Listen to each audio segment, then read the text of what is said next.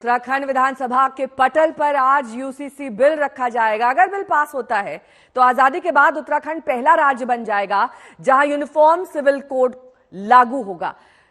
कार्य मंत्रणा समिति की बैठक में यह तय हुआ कि सदन के सारे काम छोड़कर सिर्फ यूसीसी पर चर्चा होगी। इस दौरान प्रश्नकाल और कार्य स्थगन तक नहीं होगा। इससे पहले धामी कैबिनेट ने यूसीसी के ड्राफ्ट को मंजूर किया था। अब इस पर बिल तैयार है। अभी तक सिर्फ गोवा में ही यूसीसी लागू है।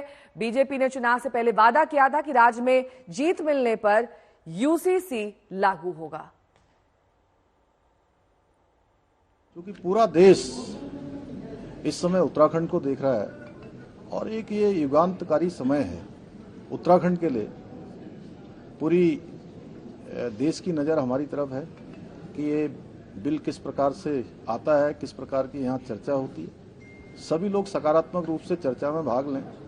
मातृशक्ति के उत्थान के लिए राज्य के अंदर रहने वाले हर पंथ, हर समुदाय, हर धर्म, जिसका हमने विधानसभा चुनाव से पहले उत्तराखंड की देवतुल्य जनता के सामने संकल्प रखा था कि नई सरकार के गठन होते ही हम सभी धर्मों के लिए एक समान कानून लाने के लिए काम करेंगे, समान नागरिक संहिता लाएंगे।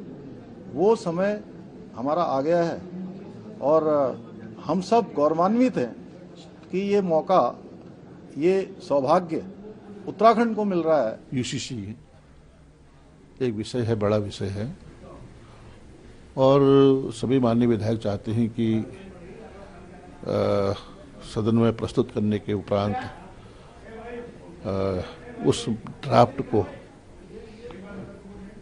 अध्ययन के लिए पर्याप्त समय मिलना चाहिए। और इस वक्त मेरे सहयोगी आशुतोष मिश्रा तमाम जानकारी के साथ देहरादून से जुड़ गए हैं।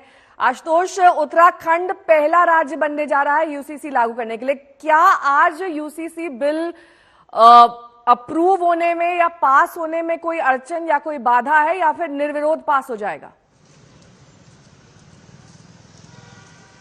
देखिए, संख्या बल को अगर देख ले तो 47 है विधानसभा में बीजेपी के पास में, तो संख्या बल के आधार पर तो कहीं कोई संभावना नहीं है कि बिल में कोई अड़चन आएगी। यहाँ पेश होगा, पेश होने के बाद उस पर बहस के लिए स्पीकर कितना समय देते हैं और उसके बाद पूरी संभावना पास हो जाए। पास हो गया, इसमें भी कोई आशंका नहीं दिखाती कि उसको राज्यपाल से मंजूरी मिलने में समय लगेगा, क्योंकि इक्वेशन अगर आप देख लें केंद्र और राज्य के बीच में तो ये भी बिल्कुल संभव है। हाँ, विरोध इस बात का हुआ है, कांग्रेस के जो यशपाल आर्य और प्रीतम सिंह थे उन्होंने ये विरोध किया कि जिस तरीके से ये कानून लाया जा रहा है और इसके चलते उन्होंने बिजनेस एडवाइजरी कमेटी से इस्तीफा दे दिया। दूसरा विरोध जो है वो मुस्लिम समुदाय के कुछ गुटों की ओर से आया कि हमारी ओर से जो सिफारिशें भेजी गई थी, हमने जो सुझाव दिए थे उसको ड्राफ्ट में शामिल नहीं किया गया।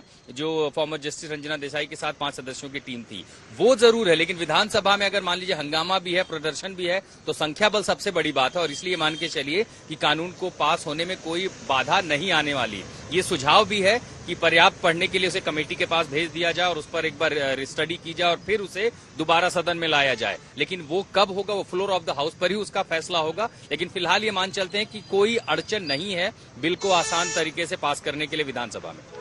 बहुत बहुत शुक्रिया इस तमाम जानकारी के लिए आपका।